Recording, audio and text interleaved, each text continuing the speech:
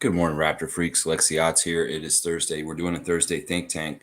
And today's Thursday Think Tank is all about Scott in some ways. We're going to talk about Scottie and his career trajectory and, what could be potentially happening this season. We're going to talk a little bit about, more about how he sees the game as far as, this is the thing about Scott. He, as a youngster, was very good already, and he's dominated every single level of basketball he's ever played in. He dominated junior high, he dominated high school, he dominated at FSU to a degree. And it's the NBA where he's kind of hit this place where it's like, you know what? This isn't as easy as I thought it could be, but he still thinks it could be easy. And I mean, not saying that he thinks it's going to be easy. It's hard, but for a guy like him with his kind of talent, he can make things easier for himself. He really, really can, and he's going to watch. He's going to this year. It's a weird thing where like he has to test the water, kind of swim around in it for a little bit, get used to how cold the water is, and then he feels stronger, and boom, all of a sudden he takes off with his career. That really is an orientation. If you come in the league and you're only 20 years old, there's an orientation. You got to learn the league. You got to learn what it takes to win. You got to learn how tough the opponents are.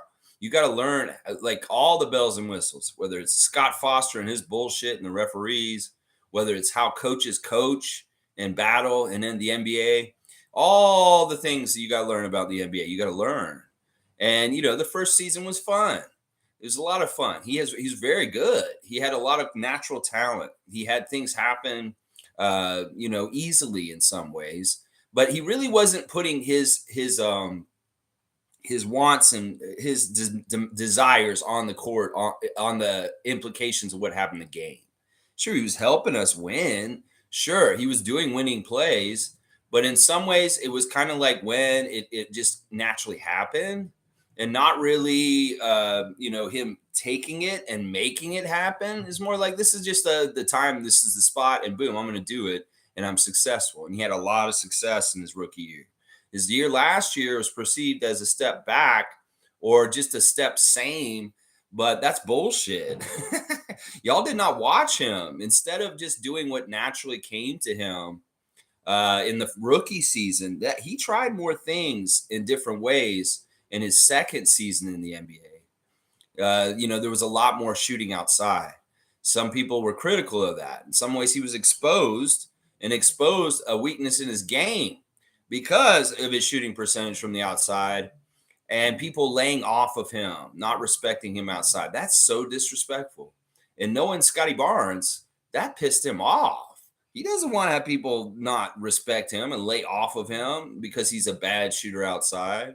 So can you understand how it may be motivating for him to shoot better, to make people respect him?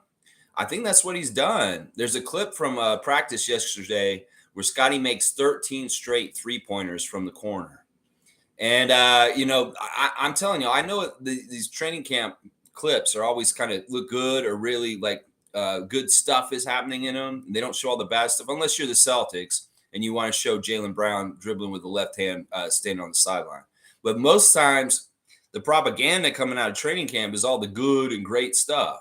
But seriously, y'all, watch real closely that clip of Scottie taking those threes and notice his form. Watch the way he's going straight up with his legs and his shoulders, and the way his shot looks fundamentally really, really good. This isn't no Chris Boucher, I'm a spin or globe style going into no, he's shooting very fundamentally good right now. Just the pure shooting fundamentals that make a good jump shot. And that's going to be a big, huge difference this year. One of the things that Nick did when he was coach of the Raptors that mystified me and always made me wonder, why the fuck are you considered a shooting guru? In some ways, he bragged so much about being such a good shooting coach that he killed our shooting. I mean, between the Noah doing the work for him or this crazy ass shit that he used to say the last couple of years where the players just should shoot naturally how they want to shoot. Bullshit, Nick Nurse. Bullshit.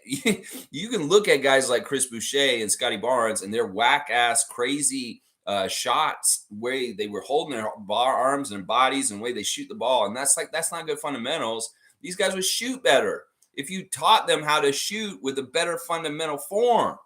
But no, his night school's like, shooting school, guys, come on in, just do your shots. That's natural. Scottie, go ahead, shoot that way. That's just natural, the way you want to shoot. All right, yeah, do that. Yeah, Chris. Oh, I love your weird horizontal spin. Oh, it's so good.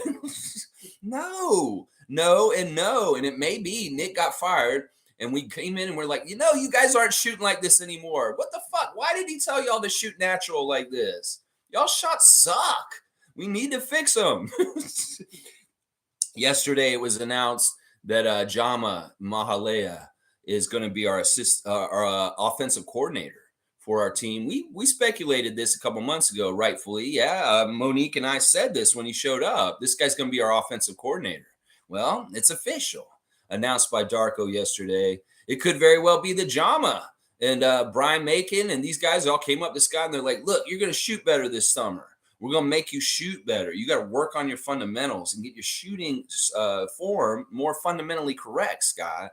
Yeah, forget about what Nick said about just shoot how you want to shoot or it's comfortable. Fuck that shit. So already we're seeing a difference in Scott's shot in training camp. Now, what does that mean for things? Well, it means that he's going to have a complete game soon. That's what that means. Darko said it himself in the interview yesterday. He said, Scottie has a complete game, and we're going to capitalize on that. We're going to utilize that. We're going to let him do everything on the court because he can do everything on the court. And then it's echoed in Scottie's interview after practice yesterday saying, look, if this happens, I'm going to do this. If this happens, I'm going to do this. I'm going to do this. I'm going to do this. It's going to be really interesting to see the protocol of the offensive system of Darko Rajakovic and what these guys are doing, because in some ways the 1 through 4 means these 4 guys are going to be doing all the same things but interchangeable in different ways. I'm excited about it. Scottie really kind of got into basketball theory for a bit there, and he really showed how deep this is going to go as far as reading the court, being a step ahead, kind of anticipating things, and just making winning plays in the moments as he sees them. Now, he described picking it apart on the offensive side, of course, going after the offense where he sees a mismatch. And he said it didn't even has to do with him totally. He's like, if he sees Siakam with a guy on him that should not be guarding him, he's going to capitalize on that. That's what he said. He said if he notices that he has the ability to back a little baby down and make a big shot in the post on somebody, he will do that. He said if he sees OG Anunoby with a bully ball situation, he will capitalize and throw that ball to OG. So I'm just saying, Scottie's going to be an opportunist. Scottie's going to be reading the court. He's going to be mixing and matching selflessness with selfishness. He's going to have to pick and choose his spots, when to go himself and when he's going to want to go with his teammates. And it's going to be awesome. One of the ways he described this is he's been watching a lot of film this summer. No Twitch. No bullshit. He's been working out, getting a lot of running and shooting, and he's been watching a lot of film this summer. And that film he's watching is the stuff from this past year, and he's looking at different kinds of things for decision-making in the moment, to be a smarter, more intelligent player on the court, to be able to make the right decisions in the really, really intense, fast situations that are coming at him. I'm telling y'all, this guy's going to be ahead of the game very soon, and it's going to show like a superstar would, just like a Magic, just like a Michael, just like a LeBron. Somebody who's just a little bit ahead of the game and sees things developing before the other people, and he makes things happen on a superstar level. He's got that in him. He's got that in him. So I'm excited about this. Scott wants to become a complete dominant player. He said the word dominate once again yesterday. He says, I'm going to look for ways to dominate the game this year.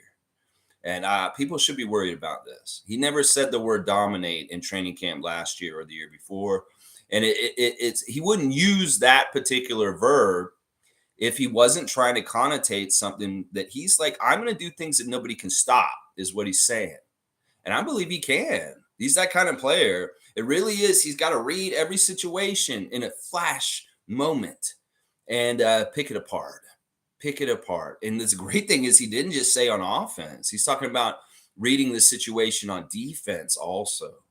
That in some ways he's really going to be cerebral at both ends of the court. It's not just going to be an offensive, we're going to pick apart this team's defense. It's going to be our defense. I'm going to figure out what the best thing to do on defense to help our team also in smart, intelligent decision ways too. So I love it. I love it so much. Scottie, you dominate both ends of the court. You go be Kawhi-like. You do it in your own flavor. Maybe you have a little bit of extra Magic Johnson twang tinge to your taste of game with, the way you're going to pass to people. But I really do seriously see you becoming more and more like Leonard as far as dominance on the defensive side with a very overwhelming power to be able to score how you want to, when you want to. That's this thing. It's like if he's going to post somebody, if he's going to drive over somebody, somebody's going to lay off from him, he's going to leave him the open shot. He's going to figure it out, and he's going to make them. Once he starts making his open shot consistently, it's all over for everybody. It's all over for everybody. He knew that was his one weakness, and that's why he worked on it the last 2 summers like crazy. This isn't a process he started this summer. He started working on his shot last summer, and he had improvement. He's shown even more improvement after the work he put in this summer. So I'm excited about it. Scottie, you go and dominate this league. You go for that brass ring and grab it and go take what is yours. Like I say, we just live in this world, man. This is your world. Go do what you want. We're just living in it.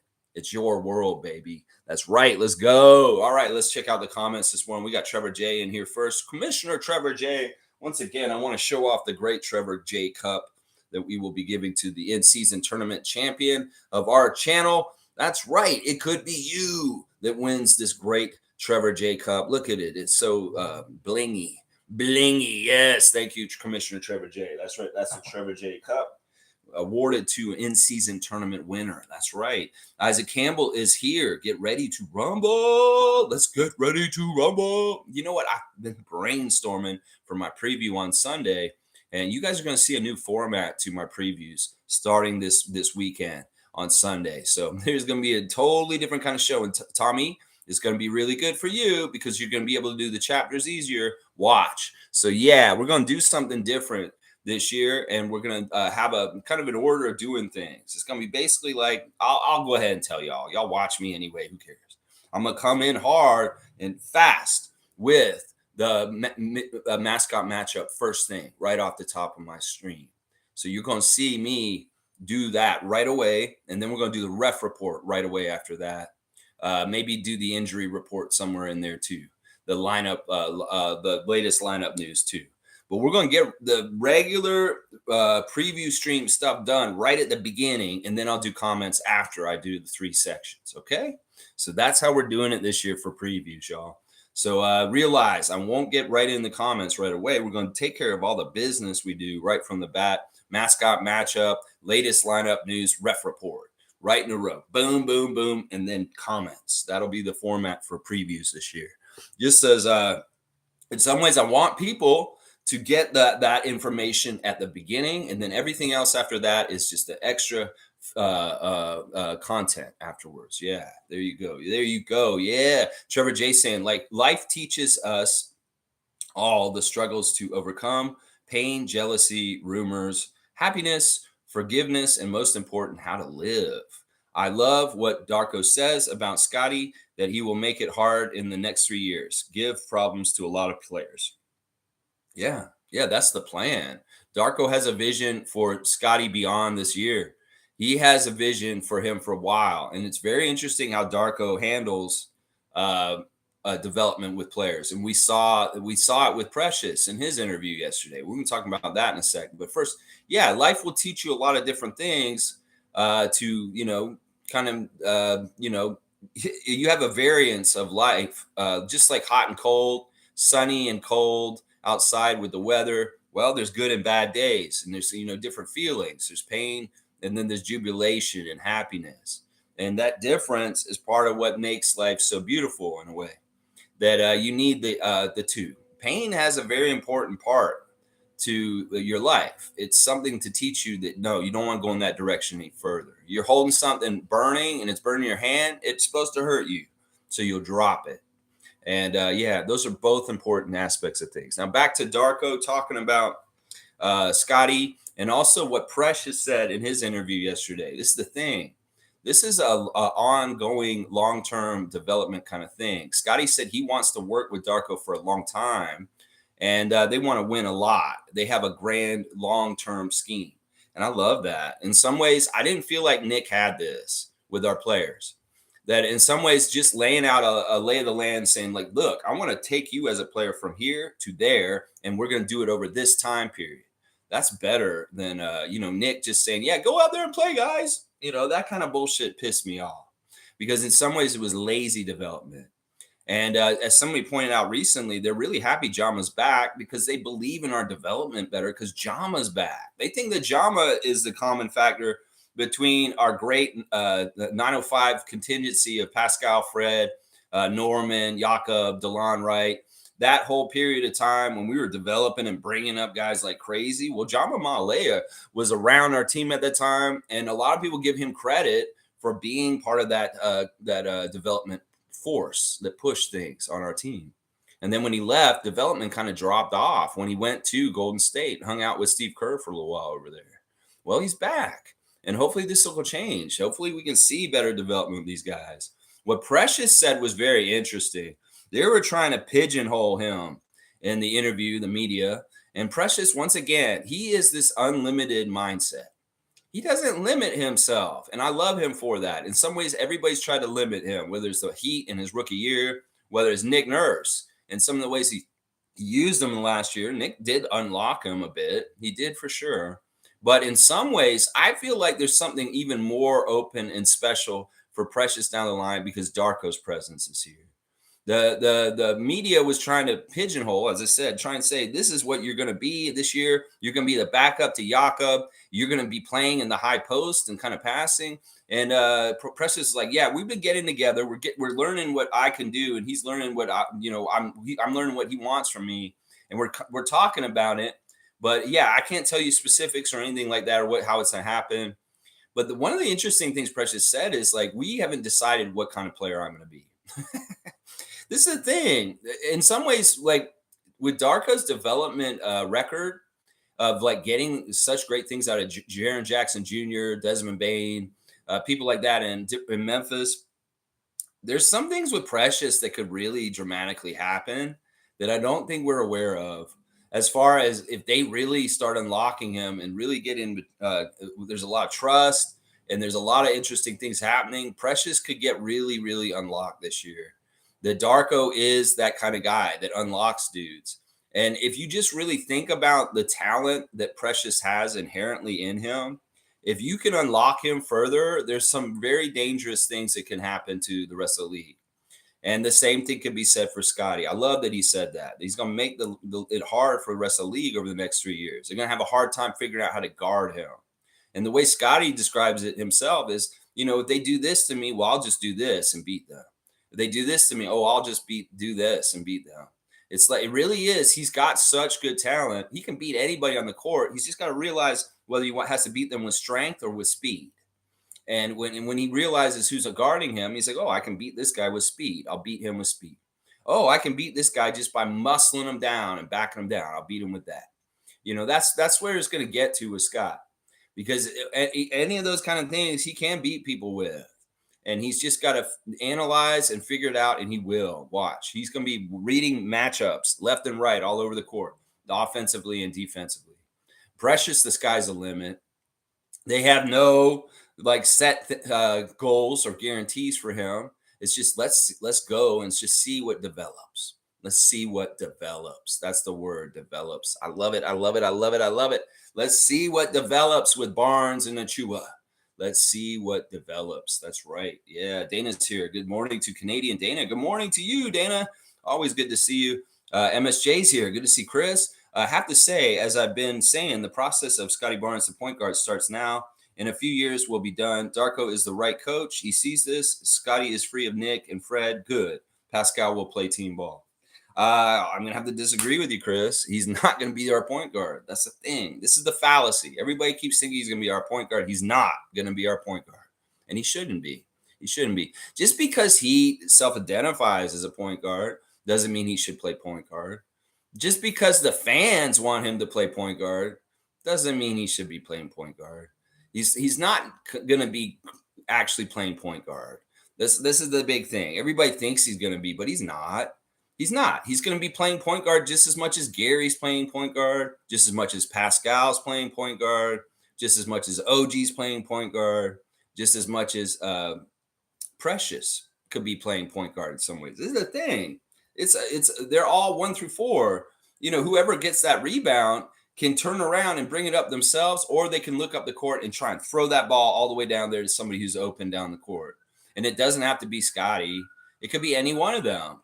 So we're kind of playing a non-point guard system once again, where we don't have a true point guard. We're going to have 4 ball handlers and 4 guys that bring it up the court. That's what the 1 through 4 is. They've asked him, are you going to play Scottie at point guard? He has said no. He hasn't directly said no, but he's never said he's playing Scottie at point guard.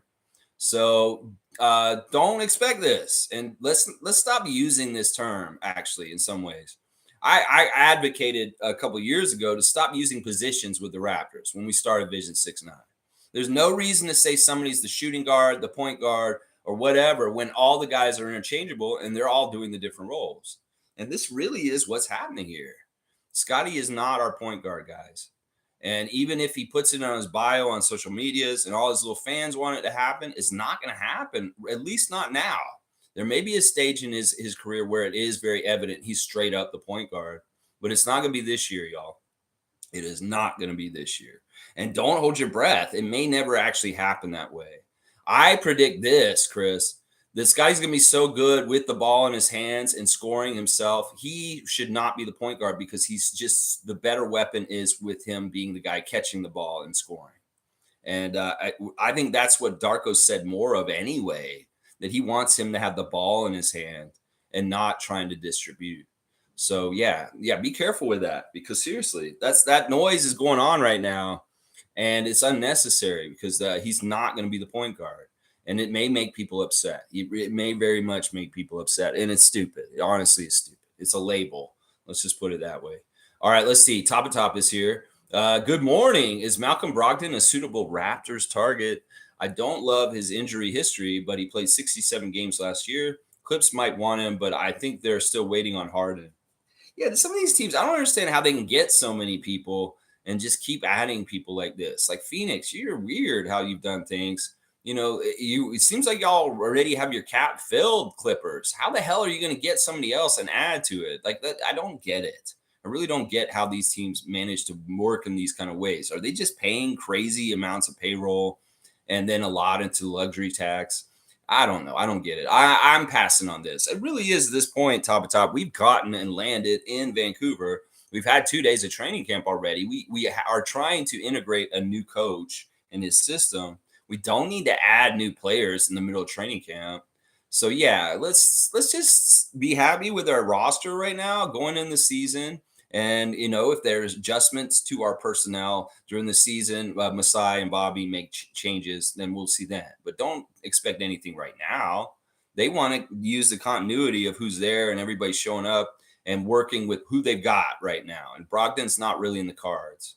In some ways, it's kind of useless to get Brogdon right now for us. It is kind of in a way. I mean, people will say, oh, he's good. He's good. And all that. Fuck that. We don't need him. We need to muddy up the point guard situation even further by bringing in another guy like that. No, he's useless to us.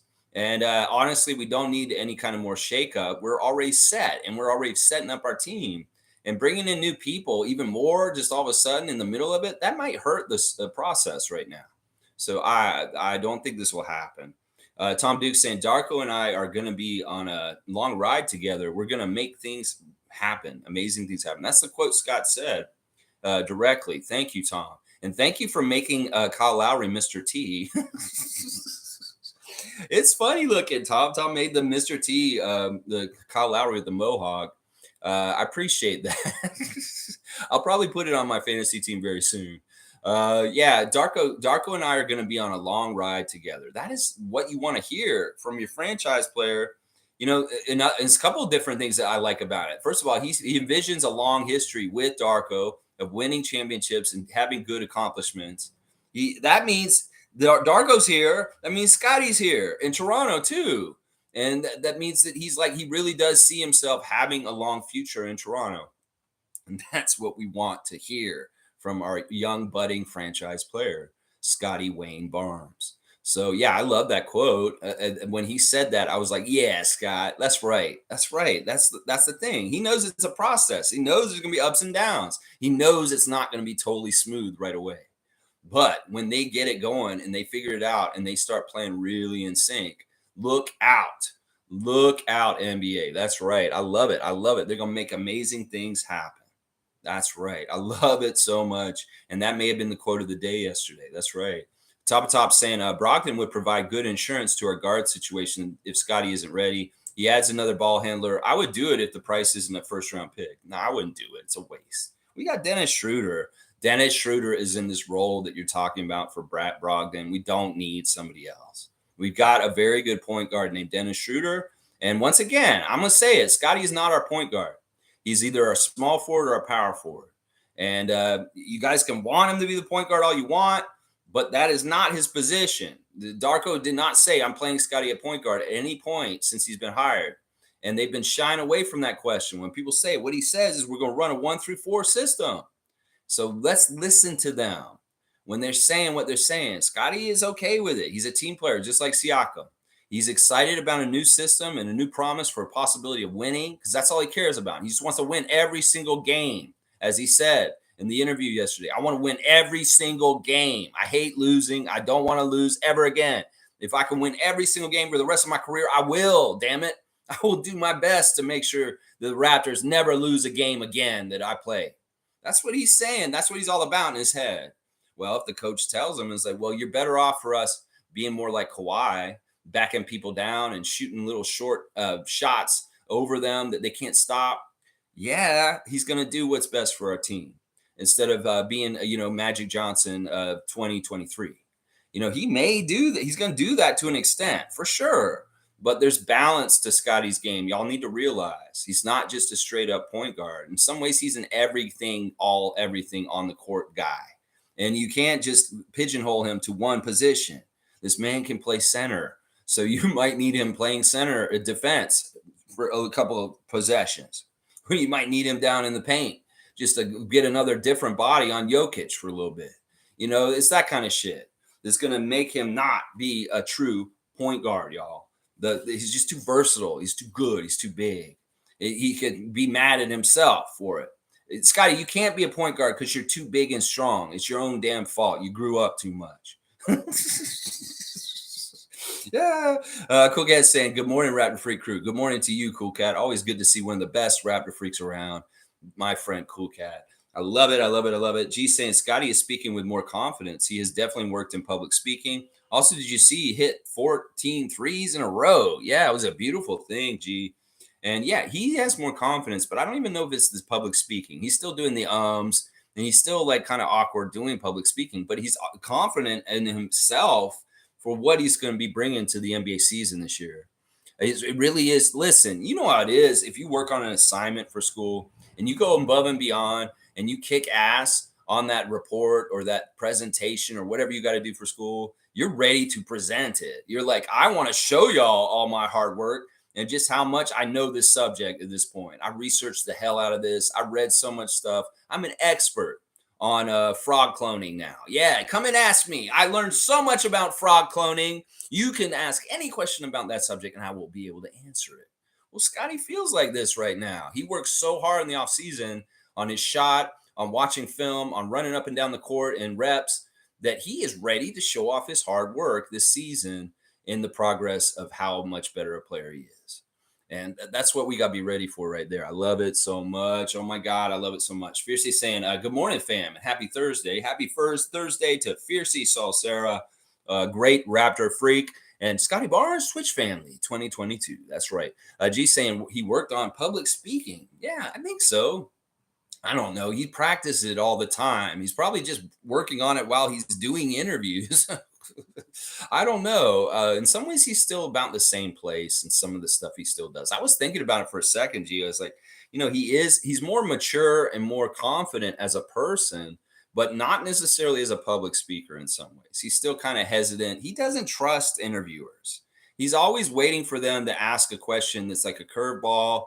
And it kind of like he's like, you're trying to make me look like a fool. He doesn't want that. That's the thing. He doesn't want to be in an interview and say something that it gets clipped, and then all of a sudden it's like people are making fun of him. Fuck that. So he's very cautious in interviews, and he hates them. Honestly, he hates doing interviews. Seymour saying this year is going to be special. Let's go, Raptor freaks and freakettes. One of the things that made me realize is the way Darko looks at things is really smart. This is the way the great coaches do.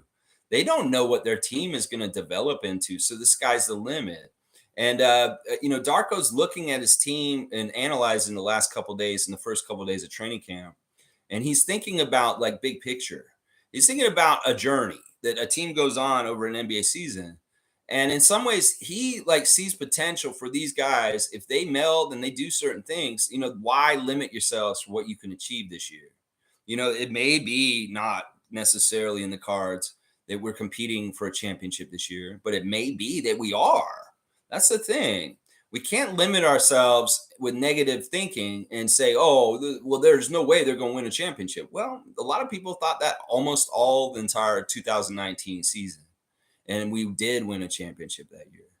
So the realm of possibility with the team and the factors and the way Darko thinks about team growth and progress allows for them to expand and get into areas where they had no business going this year as far as NBA prognosticators think. That's what I'm saying. Don't ever underestimate a journey of a basketball team over the season. That they go and discover more about themselves. The coach adjusts, the coach does different things, and boom, all of a sudden the guys are flourishing, and we are victorious over and over again. So, yeah. Be ready for anything. I know a lot of people are saying, oh, we're going to be in the bottom of the Eastern Conference. They're full of shit. They're so full of shit, the people that think that. We may not be in the top 4 of the Eastern Conference, but we're going to be somewhere in there. We're going to be somewhere in there, higher near the middle, in the middle, higher up, and maybe even in the top 6. So don't shoot low for your expectations this year, but be okay with what we get. Think that we can get really, really high up because Darko has a whole way of doing things with development and planning and letting a team grow over months that can go anywhere. There's no reason to limit what we think the Raptors can do this season.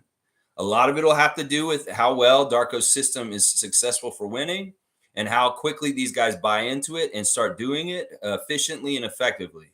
So we'll have to see. There's a lot of potential for very, very good success this year. And we just got to see how it goes. And Darko's not limiting us, and neither is Scott. Stargate saying, good morning, Raptor Freak family. Good morning to you, Stargate. Always good to see you in the chat. MSJ saying Barnes can be something in the NBA, and maybe this is happening. He didn't have that killer mindset to win. Maybe it's developing, but at his core, he's a glue guy, has to excel within a team. You know what it is? He said that I had it in spurts last season. There were times where I could absolutely dominate and do whatever I wanted, but I couldn't do it consistently throughout the whole game. And this is part of the reason why he keyed on conditioning this summer, is that he wants to be more powerful for longer periods of the game where he can absolutely be, you know what the knock was with Scottie. We'd be like, well, why didn't you do anything until the fourth quarter? You all of a sudden turned it on in the fourth quarter and just started going. Well, he's saying it's because he wasn't conditioned enough and he didn't realize how much energy you have to expend at the NBA level to keep up with everything.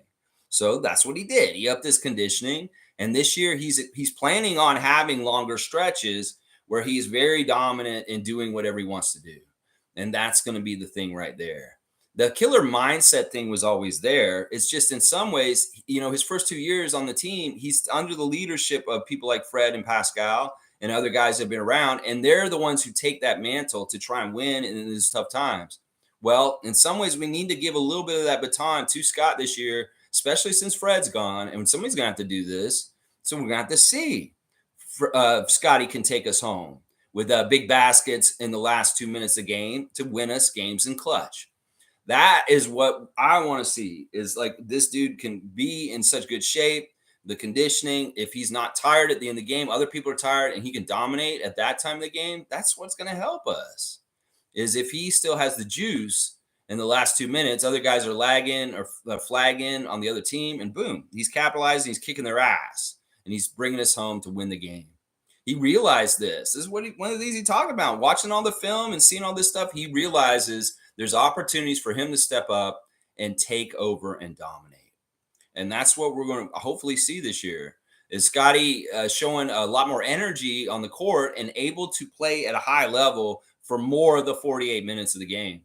He may not be perfect the whole 48 minutes, but I'm expecting him to have more stretches of the really, really top quality play from him than last year. You know what I'm talking about. Times where it would be like, what's Scottie doing? What is he out there? He's running cardio right now. The joke people would say, he's just running cardio. He's not doing anything. Well, he's going to be doing stuff because he wants to, and he's going to make sure. That's right. Yeah, glue guy. I think it is a glue guy, Chris. It's a glue guy. As I said before, in some ways, I want him to be more like Nikola Jokic or Tim Duncan than necessarily like James Harden or Kevin Durant. That you get that find that nice balance between feeding yourself and feeding everybody else is what we got to find. Yeah. Cool Cat saying Raptors really went through a lot last season. However, we're looking forward to this season with new opportunities. Yeah. Yeah. Last year was weird, man. And boy, are things weird for old Nick in Philadelphia. James Harden showing up to practice yesterday, and he's there and he's practicing with them, and everything seems gravy and good. I actually really like this. I'm glad James showed up, because listen, you know what is going to happen here. This is what James does. He'll play that whole season with them. He'll give them false hope, and he will let them down at some point, whether it's in the playoffs or some point during the season, because of some crazy friction or something. He'll be a distraction. He will cause dumpster fires for the Sixers the whole entire season. Him showing up and being there like a good citizen right now, Tobias Harris is saying who he's ready to compete and be there for us. Okay, yeah, you go ahead and believe that. I would like him to come in and show good faith for a little while and then be all fucked up and mess y'all up somehow, some way. I bet you he will. I bet you he will. If he doesn't do it during the regular season, he'll do it during the playoffs at some point. He will disappear and he will cause y'all to lose. That's right. There you go. Naco the Nacho saying, I feel like I've consistently seen Scottie's form get better. Yeah, definitely this summer. Definitely this summer. It really is the straight line of the shoulders and the legs being with the line of the body and nice and like separated. And, you know, you got to bend with your knees, right? And bring the power up from your heels, up through your legs, all the way up through your arms, and boom, that's how you shoot. I can teach people how to shoot. I am a coach, and I do know how to teach people how to play basketball. But yeah, his shot is way more fundamentally better from this summer, and he should get better consistent output of results as far as how often he's making them now. And I'm all about it. Fiercely saying, I'm looking forward to watch Scottie play this season. He's put in his work in this offseason. I saw glimpses of greatness, badass year loading. I think the Rico Hines runs, once again, you can read into them what you want, but there was a certain kind of level of dominance and bullying in him, like when he was playing in those clips. There's certain stuff they just can't do anything against. There's no answer for. And that's what Darko said in the years to come. He wants people to be very afraid of Scottie because they don't know how to deal with them. There's no way they can deal with them. It's hard to deal with Scottie. It's hard to deal with Pascal. It's hard to deal with the Raptors in general. And that's good. That's what we want. That's right. Badass year loading. I love that, Fiercey. I love that. G saying, I never understood why Nurse made him the shooting guard last season. That hurt spacing, like you said. Lagging off him was disrespectful and harder for others. Maybe he wanted to throw him into the fire to shoot. Yeah, I don't know. I don't know. In some ways, OG to me was the shooting guard last year. And Scottie always was just a forward. But yeah, he was playing shooting guard at times. And he didn't do well out there. He really didn't. He really, really didn't.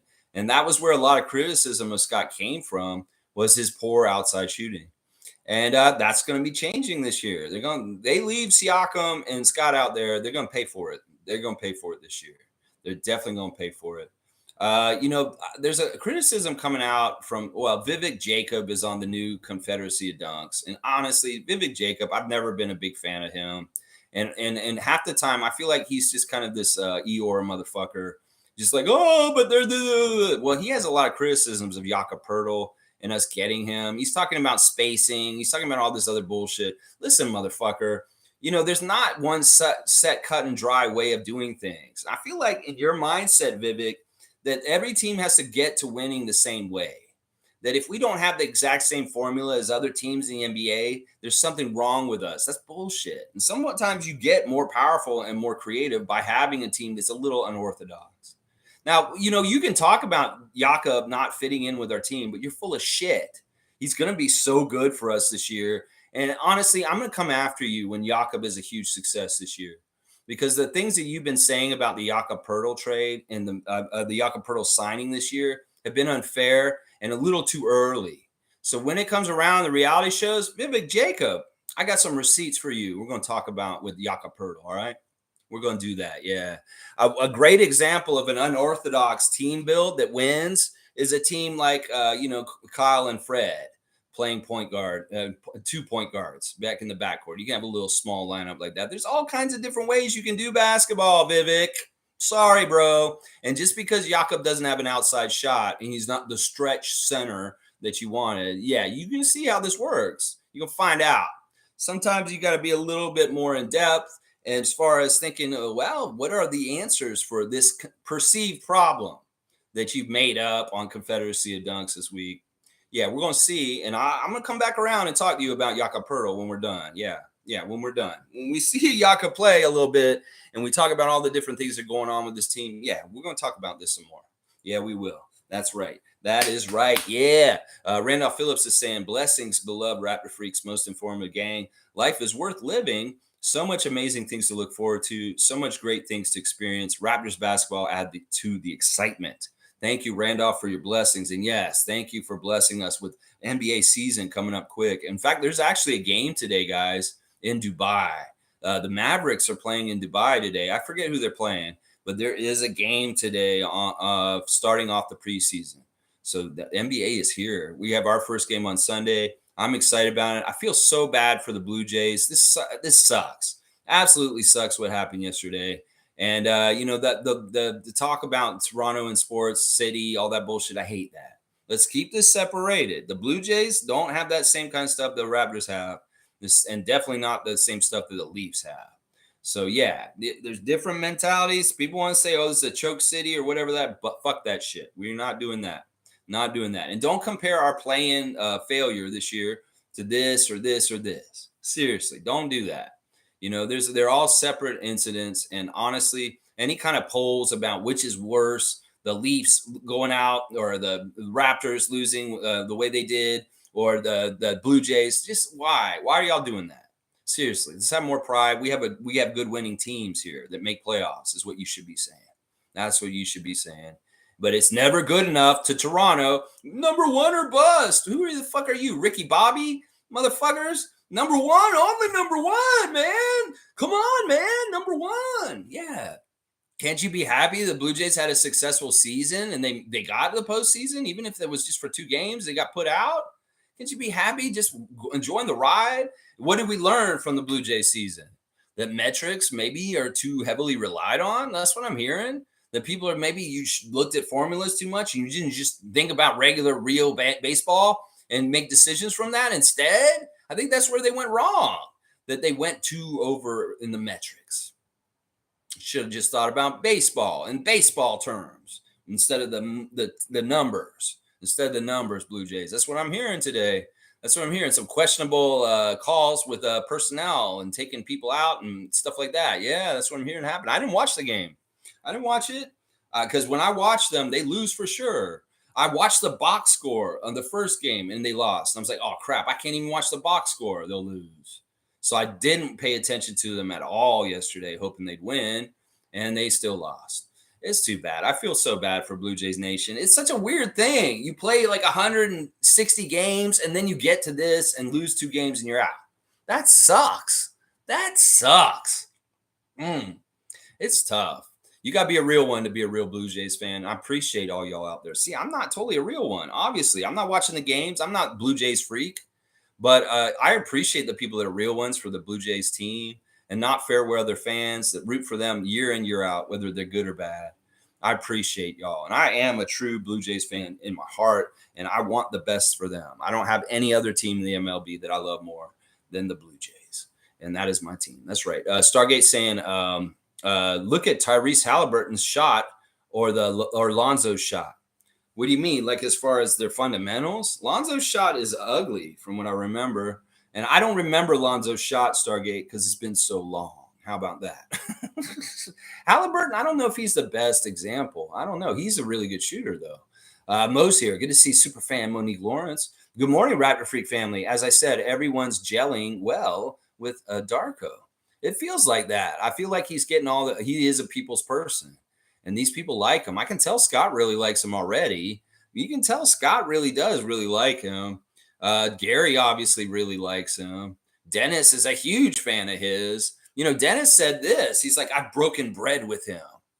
Yeah, we've sat down, our families. My wife really likes him. I like his family, and he likes my family. That's serious, like, connecting. You know, Ellen Schroeder gives Darko Rajakovic the thumbs up. I'm telling you, that's a good thing. That's a good thing. So, yeah, the team camaraderie and gelling is very successful so far, Mo, for sure. MSJ saying, yep, Nick Nurse had some odd ideas on shooting. The idea of taking the shot and not worrying if it went in, just be Jackson Pollock from the three was his approach. But Scottie Barnes needs to shoot NBA average, nothing more. Yeah, that's a funny quote. I remember him saying this. It's like, just throw it up there. We got so many good guys. They're talented. They'll get the offensive rebound and put it in. Just get it over near the basket. And we'll put it in somehow, some way. There was a lot of that. Yeah, I don't know. In some ways, Nick is half-assed. He really is half-assed. And I hate to say it in his exit. There's a lot of things he does half-assed. And it is what it is. It is what it is. Nako's saying anyone who wants to improve their shot should watch film of Klay Thompson. Well, the thing that makes Klay Thompson so good, Nako, is his muscle memory, is how much his shot is the same every time. That's the thing you got to watch for, too, is Scottie's shot would deviate his first 2 years in the league. He didn't shoot the shots exactly the same every time. Well, this time he's really trying to have a set fundamental shooting technique. And it's like, as long as you get that the same way, it should be money, right? You want it to be very solid and perfect. And that's what Klay Thompson's all about. I mean, I've talked about this before, that Klay Thompson trains in the dark. That's right. He turns off all the lights in the gym. He can't see. He shoots blind from three. And he totally relies on his muscle memory. He can't see the rim. His trainers are in there wearing night vision glasses, watching him. And he's in there shooting in the dark. And he is nailing them just purely from muscle memory and like in his head. I don't know how he does that. I have no idea how he does that. How do you even orient yourself towards the basket? I don't know. Do they spin you around 3 times like pin the tail on the donkey before you shoot those shots, Klay? How the hell do you do that? Maybe it's a Cedric Ceballos. Maybe he has cat's eyes and he can see in the dark. I don't know. Something weird. G saying, I think Yak is going to have his best season yet. I hope so. I mean, he's in a weird place in his career. Like him and Pascal, same year. They're kind of coming in and they've gotten to a certain level in their careers, but they can still jump up a level. And Darko's saying he wants to develop more of Jakob to do different things. I wouldn't put it past him. It's not like Jakob's so old he can't learn new tricks. And there could be some new tricks in his bag that he gets just because of Darko being around him and giving him suggestions and asking him to do things that maybe he didn't do before under the Raptors or the Spurs before.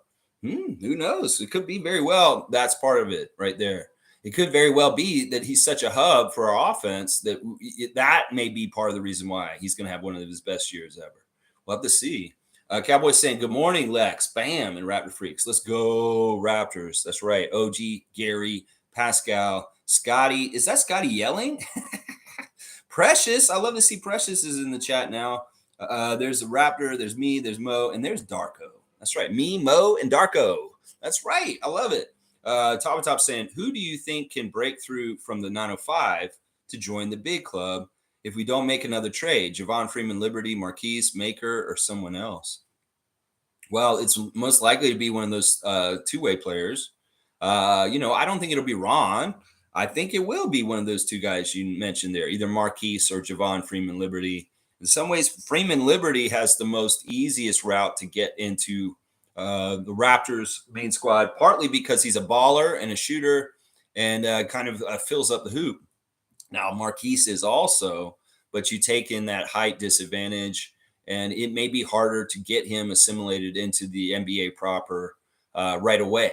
So in some ways, we need Marquise. If he's going to mirror Fred's career, he's going to need to go do a heavy 905 year this year, because that's what Fred did. Fred didn't play hardly at all his rookie year on the main squad. He did get to play in the big squad, but it wasn't like he was a rotation player. He was very much the third point guard that was fighting just to make the team. So Marquise is probably going to be similar to Fred VanVleet in his rookie year, as far as like on the outside looking in, playing a heavy 905, and given the inroads to get more on the main roster in the years to come. Now, Javon Freeman Liberty is a little bit different. He's the kind of thing where you can add to water instantly, and boom, he's a great thing going for you. And in some ways, we may call him up for extra scoring punch and ability to fill the hoop up. So I will say JFL. With Marquise maybe getting that role, because he can fill the hoop up also. It's just that he can't drive and fill the hoop up as well as Javon at this point, because in some ways, once again, we know about Fred going into the Atlanta Giants. And I'm not about trying to have Marquise get in the game just to run it down in the lane and get blocked. So he's really going to be good on the outside. He can shoot. I have total faith in Marquise's three-point shooting. But the difference there is the quickness to get to the hoop. And in some ways, Javon will have an easier way. It's not that Marquise isn't quick to get there and he can burn people too. It's just in some ways, Javon's set up more likely to get on the main roster in certain ways. So I hope that answers your question. Cowboy saying, I think Liberty. Yeah, I was thinking Freeman Liberty. Yeah, it just makes sense. In some ways, his role is something we're crying out more for. He's kind of like a backup to Gary. The things that Gary does is kind of what Javon Freeman Liberty does. So in some ways, they're similar. We needed more better shooters or better scorers. That's what Javon Freeman Liberty is. Yeah. Nako's saying Javon's going to break through before any other 905ers. See, so y'all are in agreement with me. I didn't read y'all's comments ahead, and y'all are both picking Freeman Liberty like me. It's not that I don't think Marquise won't be successful and get there too. It's just that I think Freeman's a little bit more ahead and a little bit more ready because, well, he had a year already last year, and Marquise is coming in fresh completely from Kansas State. So Cowboys saying, any news on Koloko? No news on him. They say indefinitely. They don't update us for a while, and they will come around and ask him again near the beginning of the season. Hopefully we just hear he's come in. He's healthy, and he's ready to start playing. But, yeah, no news so far, Cowboy, on this other than he has a respiratory problem and that it is keeping him out. Cool Cat saying Precious was a point guard in college before his growth spurt. Yeah, you can tell with his handles and the way he looks up when he dribbles the ball. Yeah, I'm excited about him. There's going to be some really interesting things with Precious. I like the fact that Darko is going to go 10 deep because this may really give chances for different people. Very much so that didn't get chances with Nick. Mo's saying, why did Josh Lewinberg ask Precious about the Dame? Laugh out loud. Weird. Okay, this is what happened was Precious made a tweet the day that Lillard got traded. It was right after he got traded. He says it's getting tricky. I've made a comment about this before on the stream when it happened. I said, Precious saying it's tricky. And I was trying to speculate what he meant in that. Josh Lewinberg was asking him straight up, what did you mean when you tweeted it's tricky after Dame Lillard got traded? And he said, oh, it wasn't totally about that or anything, but it was. I think it was really kind of like, I don't know what he meant exactly. And that was what I said at that time. It's like, is it tricky to land big superstars like that in Toronto? Is it tricky to play in the Eastern Conference because it just got harder? Is it tricky because teams are just getting better and better in the league? That he wanted him to elaborate what he meant on it's tricky, and in some ways, Precious didn't answer him. He kind of said, "Well, it wasn't about that," but then he kind of said it was. So, yeah, that's why Lewinberg did that. I had no problem with that because in some ways we wanted clarification on that tweet that Precious did that day. Quick Takes saying, good morning, Lex and Raptor Freaks. Let's get it. That's right. NBA Quick Takes. Check out his channel. Doing a lot of good previewing for the new season. If you want to talk about NBA stuff, go to NBA Quick Takes. He does live streams like I do from time to time. And maybe you join him up with live and you could get your opinions voiced, or you can show up on there with him and talk to the Quick Takes guys. Yeah, there you go. As above, so below. Warlion, good to see you. It's been a bit. I know you've been around. We know you're on different accounts. Always appreciate your presence here. Morning, Raptor Freaks. Good morning to you. Seymour saying, did Jamal Murray and Jokic take shots at Team Canada in that clip? What are you talking about? I don't know that clip. And does that make any sense? I don't know. Why would Jamal Murray take shots at Team Canada? He's on our team, right? He's going to be on our team next year. I don't know the clip, so I won't opine on this because I don't know what happened. So I can't say what happened. I would say this. Jokic took a shot at Deion Sanders a little bit there. Yeah, he's like, I don't know who that is. See, Jokic don't give a shit about a lot. He really doesn't. He cares about his horses and some things in Serbia and his family, but he doesn't care about all the hula bula around North American sports. He doesn't care about Coach Prime. He doesn't care about some of the things a lot of people care about. He really doesn't. Now, this is an interesting story out of Denver. Apparently, the Sixers had to ask permission from the Denver Nuggets to do their training camp in Colorado. That is their territory, their vicinity. So it's kind of like if Portland wanted to come up to Vancouver and do their training camp, they'd have to ask the Raptors for permission, maybe. Maybe. That'd be kind of cool. I think it's kind of interesting that they did this. In some ways, this is Nick's bullshit once again. This is probably his idea. And it's kind of like, is it this kind of the thing where you're trying to like antagonize the Nuggets and Jokic by bringing fake ass MVP Joel Embiid to their state and using facilities in their state and being around there? Is it like Nick said, I wanted to get the guys close to the championship trophy where it is in Denver right now. That's part of his reasoning why they're in Colorado right now doing their training camp. You know, he even did shit like he flew in the team DJ to like DJ during the practices. That's what I'm saying. There's a lot of sizzle to Nick Nurse that isn't steak at this point. It's a lot of flashy bullshit. Like, oh, let's go talk to Deion Sanders. Oh, let's bring in the DJ. It's all a bunch of flashy shit. That's no substance. You go ahead, Nick. Do your little sizzle moves around the Sixers. Yeah, you're with them now. You go ahead and do your little sizzle moves. Oh, man. All right, let's keep going in the chat. Cool Cat saying Masai's vision will be translated to Darko. Hang on. It jumped. Of course, it jumped at some point. All right, hang on. I want to make sure I get all these. Oh, wow. Lots of comments today. I appreciate everybody filling it up. Appreciate it. Okay, Masai's vision will be translated to Coach Darko. Vision 6'9", where everyone is tall, athletic, and plays positionless basketball except for the center. 1-4 role for all players. That's right. That's right. And there's strength in that. There's strength in that. Trust me. These guys are going to be badass, and they're really going to push the ball up the court quick. That's going to be the funnest thing about it. Is we're going to get a lot of fast break opportunities. We're going to get to see our Raptors running the ball down the court quickly and kicking some ass. In some ways, Fred had to get the ball and make sure everything was calm and slow things down. Now, no, we're going to have wild abandonment. We're going to be pushing that ball straight down their throats. Watch. Like in some ways, the other teams are going to have a real hard time with their transition defense against the Raptors this year. They really, really are. If they don't get back quick, they're in trouble. We're going to be coming and throwing it down on their heads. Seriously. Fiercely saying, Brogdon dissed us. I'm not interested in him playing for us. Yeah, I'm not either. I'm not interested in him. I wasn't interested in him before he dissed us. In some ways, he's an ordinary player. He's not too flashy, but he's really not that super talented either.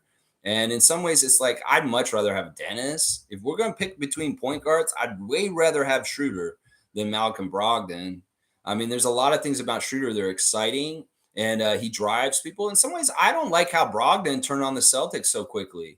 You saw how they were involving him in trade talks. Well, you were involved in trade talks in Indiana too, motherfucker. And then all of a sudden he soured with the Celtics. It's like, get over yourself, Malcolm. In some ways, I don't like the Celtics. And in some ways, I'm glad you did that. But also I'm like, dude, what is that? Seriously, what is that? Everybody's in trade rumors all the time. Oh, you almost got traded to Memphis and instead they took Marcus Smart and you're upset about that? Yeah, whatever. Seymour saying F Brogdon. Nope, nope, nope, nope. Yeah. Cool Cat saying Phoenix Suns and Clippers don't care about salary. The billionaire owners are comfortable with spending money to get results they want. Raptors are forced to work within a budget. That's probably true. We know Steve Ballmer's crazy and he's messed up, and this new owner of the Suns is definitely acting in this kind of way. Also, that may be exactly why you just pointed it out. Of course, quick take saying Scottie is the point forward. Yeah, I don't mind that term. And in some ways, I don't like positional terms, but I know they're necessary. In some ways, I'd rather use the numbers 1, 2, 3, 4, 5. Jakob's the 5. Scottie's like the 3, but he's actually like a 1. I don't know. They're all just terms. Let's just let them play and do what they're going to do. Cool Cat saying Malcolm Brogdon is not a team player. He will quit on us if he does not get what he wants. See, Cool Cat seeing what I'm saying. That's what we've realized from him now. And the way he acted just now with Boston, he's not totally a team player. MSJ saying he won't be our point guard this year, and I don't want him to be a point guard. He wants to learn the position, and will wind up a point forward, but he has to learn the position. Yeah, yeah, yeah. He wants. I want to see him get better, less turnovers, lots of assists, just beautiful playmaking, and boom, But he's not going to be a true point guard ever. It just would be silly to pigeonhole him as being somebody on the outside playing like just as a point guard. In some ways, he shouldn't even play like how Magic played. Magic did go post at times, even though he's the point guard. He would post people all the time back in the day. And that is part of what I want Scottie to do too. But in some ways, there's other stuff we want Scott to do even more too than just posting and passing. There's other stuff he can do too. Wayne saying the Raptors made the most impactful signing of Dennis Schroeder, the MVP of World Basketball Competition, whose team won the tournament, and the press is fascinated with the player who won nothing. I mean, listen, in some of this is actually a good example of, once again, the U.S. bias to really focus on the NBA. In some ways, they hated FIBA. They hated FIBA this summer. FIBA got a lot of eyes on it and a lot of enthusiasm, and a lot of people really enjoyed it. In some ways, the NBA absolutely hated that happened.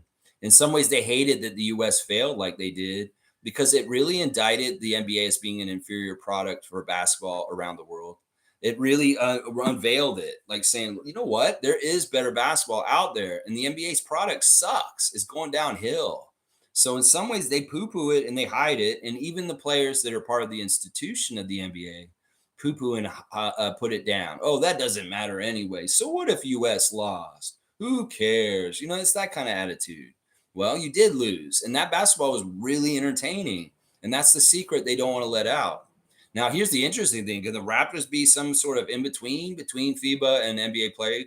Maybe. If we can be a little bit more like FIBA teams on our team with unselfishness and a FIBA-type coach, that may really benefit us for winning.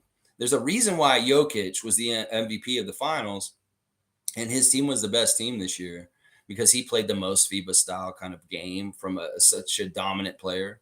The dominance of a FIBA-style game and Jokic can win in the NBA and beat that superstar showcase stupidness that the NBA has become. So it's very interesting. Very, very, very interesting. And Dennis is a great move in the right direction for the Raptors and what I just said. Monique is saying no to Brogdon. Yeah, we're all unanimous about that.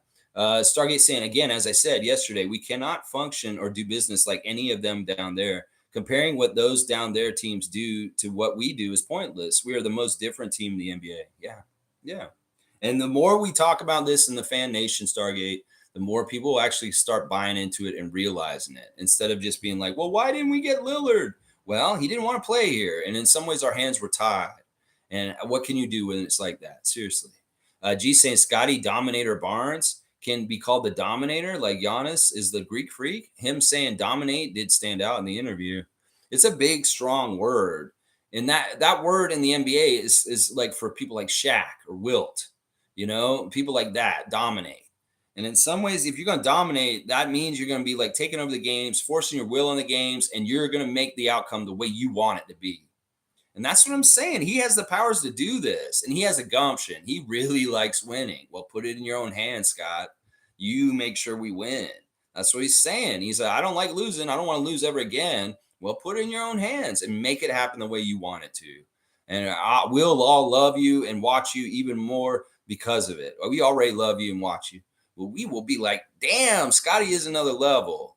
And you want to be a legend? You want to do what Kawhi had here in this country, win a championship, be a finals MVP, and stay here and really revel in it and be the king of Canada? You can do that, Scott. You could do that. Kawhi walked away from it. He had it. He had it. He was good. And then he turned his back on it. Well, you could have that and enjoy it forever and be that dude. You would be like a hero in Canadian history. You'd be like in the books. You'd be like Terry Fox, bro. You want to be like Terry Fox? You can be like Terry Fox. Trust me. You can be an icon. You can be like Gretzky. You can be an icon. You want to be a Canadian icon? You want to be an icon in the history of the NBA? You can do it, Scott. It's there for you to take.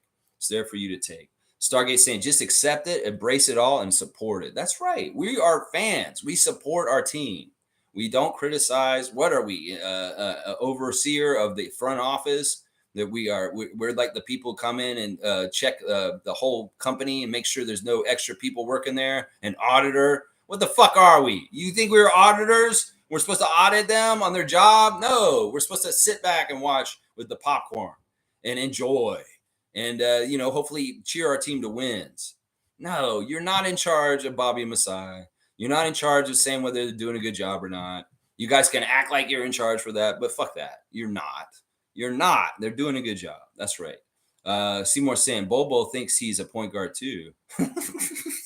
Really? That's funny. He said that when he came into his son's training day. Crazy. That's funny. He said that. That's hilarious. That is hilarious. Quick Takes is saying Dennis Schroeder is our point guard. I believe this. If you really want to put labels, he's going to be the shortest guy on the court. That's the point guard. It really is by height often. It may be not even by role. You can have a point forward like Scottie Pippen and play with John Paxson at the point guard.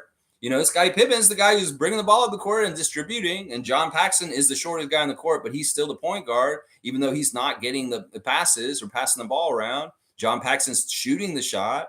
They're all just labels, and teams do what they do with their schemes. It's just how it is. Trevor J saying, I look at people sometimes and think, really?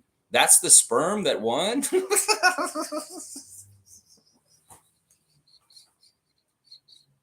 That is so weird and just out of the blue, Trevor J. I don't understand why you said that, but I'll take it. That's pretty hilarious. I don't know why. That's the sperm that won? What?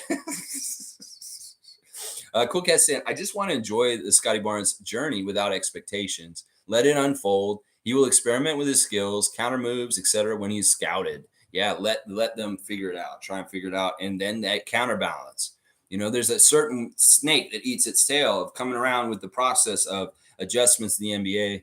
You play the zone defense for a while. They figure that out. You go back to man. You make the adjustments. You switch around. They start playing Scottie a certain way. Well, he goes to the other thing. And this is the thing. If he's a smart player and he read it in the second, he can see the adjustments happening, and then he can go to the next thing that beats them. That's what I'm saying.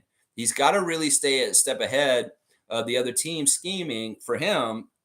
And the next logical thing that beats whatever they scheme to try and beat him, that beats that, is what he's going to have to do. And it's going to be awesome because he can do it all. Seriously, he can do it all. It doesn't matter what they decide to do to him. He's a huge headache. And once he gets to his full powers and he really grows into them and feels comfortable in them and he exerts them on the court, it's over for a lot of people in the NBA as far as dealing with him. He becomes like Giannis. He becomes like LeBron. And it's a real big, serious problem for people that hate the Raptors and hate Scottie Barnes himself when he elevates him to that level tier of player. Because he's going to be there. Watch. He's going to be there. I saw it right as soon as he came in. I was like, this dude's going to be the best dude in his draft class. People think he's this or that because he's up here with us in Canada. But he is. He's the best player in his draft class. And he's going to show it. He's going to show it very, very soon. And people are going to realize it. They're going to be like, it's going to dawn on them and like, oh, fuck, Scottie is really good. Damn. You know how we felt when Kawhi would take over games and he was just so unstoppable. And you know how powerful we felt as Raptors Nation. That's what we're going to get again, guys. We're going to get that from SB4. We're going to get that feeling of power from having a superstar that's so good. we're going to get those Kawhi feelings back, and we're going to get them through Barnes. We are. I'm going to predict this, and you're going to see it. You're going to see it very soon. Seriously. Let's see. Cool Cat's G's laughing at Trevor about his sperm comment. Yeah, that's pretty funny. Cool Cat's saying, let's enjoy Coach Darko's journey as our head coach. Let others talk. New season, new opportunities. That's right. That's right. Let him do what he's got to do. Nameless is saying, don't expect ESPN or Stephen A. Smith to give Scottie any kind of shine. We don't need him. We just do what we do. We're going to excel and do good things, and they'll catch up eventually. I'm like, oh, I didn't realize Toronto was so good this year. Or, oh, I didn't need this. He really snuck up on us, Scottie. How did he get so good so fast? Let them. They can sleep. Nobody needs to let the alarm go off. Just let them sleep, and they'll wake up at some point. The rude awakening will happen at some point when they realize it, and it'll be too late. So we don't need their accolades. We don't need their shine. We don't need them to talk about us down there. We work silently. Just like Scott said, he's working in silence this summer and making progress and making those benchmarks and getting better and better. He didn't put it all on blast. No, they don't have to put us on blast down there like Jason Tatum and Jaylen Brown. No, they don't. We'll come and we'll show them, and it'll be undeniable. Undeniable what Scottie is. That's right. Cowboys saying alley-oop to Trevor. Well, I gave him a dunk already. I mean, can I just say that you assisted on it? David saying Stephen A. Smith is an idiot. Who cares what that moron thinks? Yeah, exactly. There you go, David. I like that. Wayne saying, quit the Brogdon conversations. Precious sounds articulate and prepared. I expect a little rockiness, but our expectations for a great start last year might manifest this year. Yeah. It's going to be like we really want to have good luck with health. Very much want to have good luck with health. And once again, the more we can keep things together, everybody's on the same page. Everybody's having fun. We saw Siakam and Chris Boucher really goofing around at training day yesterday with all kinds of fun, being goofy and laughing and running around and just having a good time. That is important. Darko's happy with that. He wants to see these guys in a good mood and feeling strong and confident and happy. And we're seeing Siakam and Boucher acting like that at practice yesterday. That's very cool. I like that. Yeah. I hope we have a great start, and we'll have to see, Wayne. That's what I'm saying. Let's get the popcorn, and we'll start watching very soon. Very, very soon. Monica's saying, I had a conversation with my mom last night. Mom, when do the Raptors play? Your mom said, when do the Raptors play? And you said, Sunday, Mom. And she said, someone's going to have to give up the TV. She knows what I love. Okay, so Sunday night viewing for your mom may have to change this week. If there's any show she likes to watch, maybe a DVR might be in the plans of some sort, or who knows. But yeah, we know Monique is going to need that priority. That's just how it is. The game is coming. It's preseason, but it still matters. It's Sacramento. It's going to be a good test for them right off the bat. Sacramento is a very good team last year, but I want to see us compete against a very high-level Western team on Sunday. We'll see how we do. And, this game, because it's in Vancouver and it's all the Western fans over there, we are going to play our guys. They're going to get to see Scottie, OG, Pascal, Jakob. They'll get to see the starters. That's usually the case in the first preseason game. You'll see the starters for maybe the first half of the game. The second half, you probably won't see a whole lot of them. Maybe they'll start the third quarter, but they may get yanked pretty early. But yeah, Vancouver's going to get to see those guys play. And I want to see the best players on our team up against the best players of Sacramento on Sunday night. Yeah. At 8 o'clock start Eastern, just so y'all know. I believe that's 5 o'clock over there for Tommy Duke and his land over there. So 8 o'clock start for the Raptors game on Sunday night. All right, let's keep going. Quick Takes is saying Raptors will fight to stay out of the play-in. That's right. We want to avoid the play-in and just make the playoffs. And I'm sick of people dissing us for what happened in the play-in this year. In some ways, we had a tough lesson. Scottie hated it. He absolutely hated how we went out against Chicago, and he never ever wants it to happen again. David's saying, I really don't know why everyone is freaking out. Fred left. Who cares? He's not a point guard and was a terrible fit with our team. He bet on himself, remember, not others. Our team has improved with Dennis. It's interesting with Freddie. Freddie really touching interview that he did with Houston media recently about his connection to the Raptors. And listen, man, my heart's with you, Fred. We love you, man. You are family, and you always will be special and a legend here. We will celebrate you. I found it really interesting that Fred bought a whole bunch of gifts for the Rockets this week for training camp. Yeah, the big $43 million man went and spent some money on luxury gifts and gave them to all of his teammates. In some ways, I know what you're doing, Fred. You're buying them off.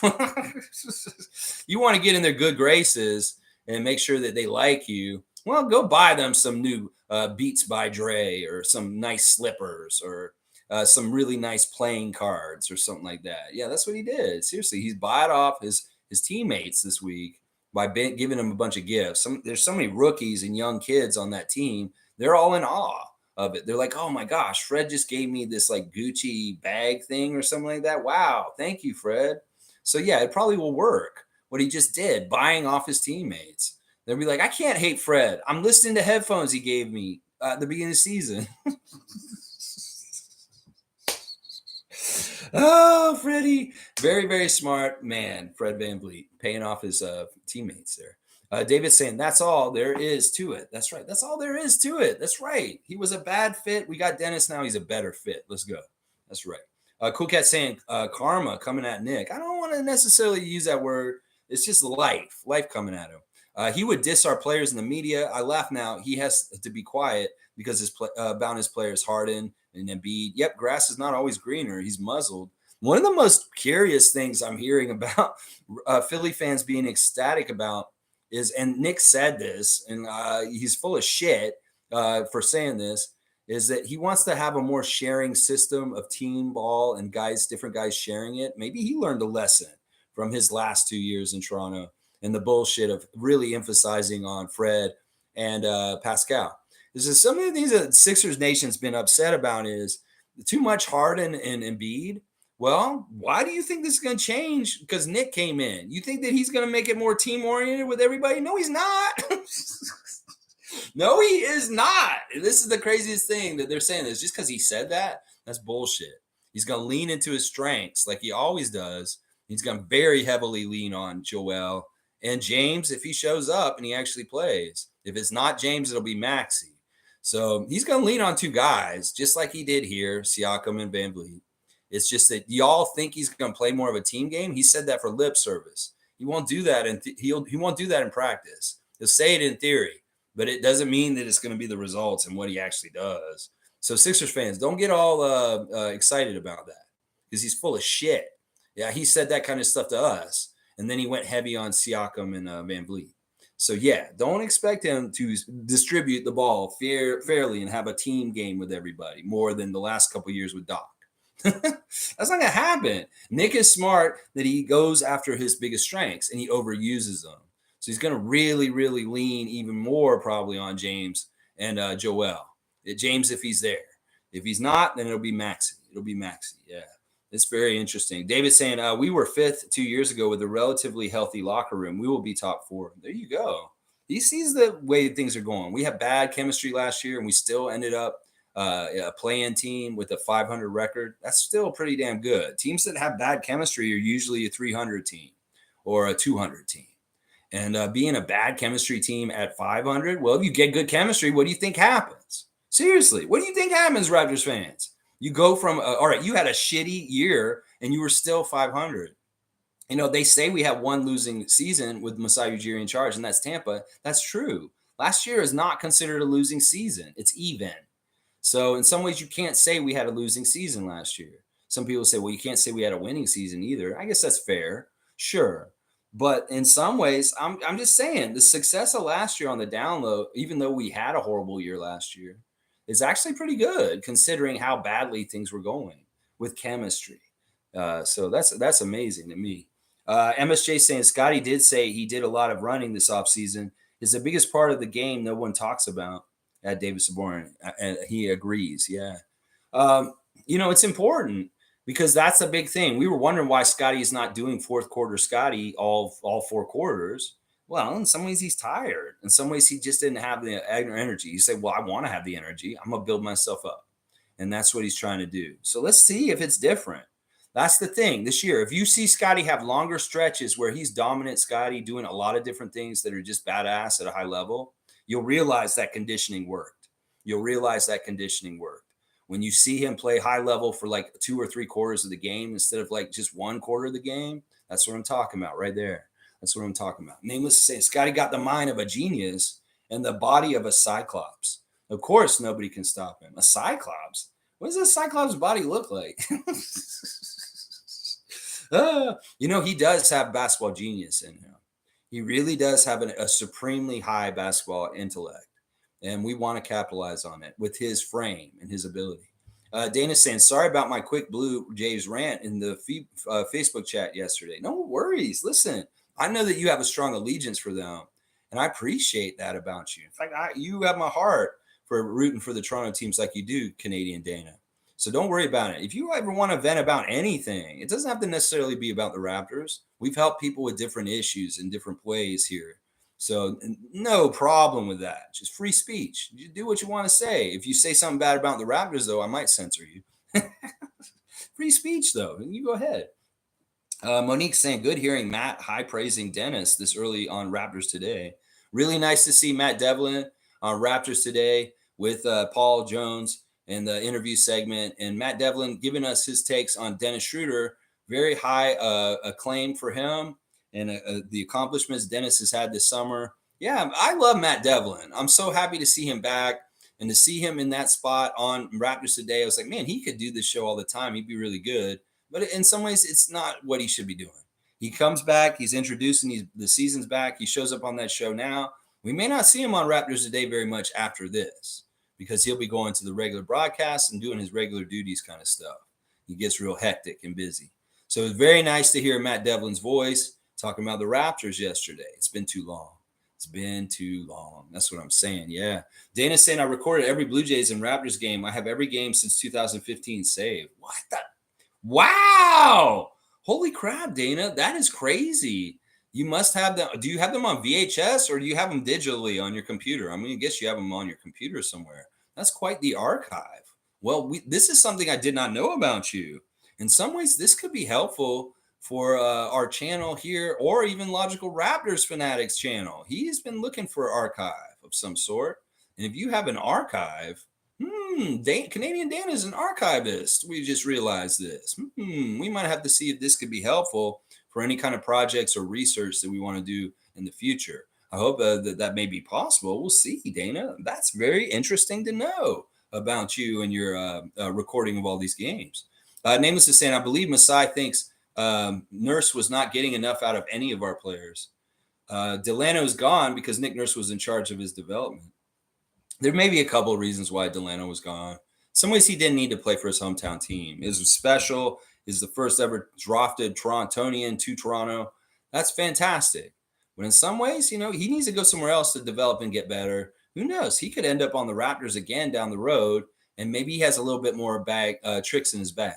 So I'm not against what happened with Delano. I feel like it was a nice, welcome change. In some ways, it'll be good for him, and it may be good for us also. I agree with you. That was part of the reason why Masai fired Nick. He failed at developing our guys. There were a couple of failures that happened at last year, for sure. Stargate saying, no, Lex, I mentioned Tyrese and Lonzo in terms of we don't want Scottie to look like them when shooting. Okay, yeah.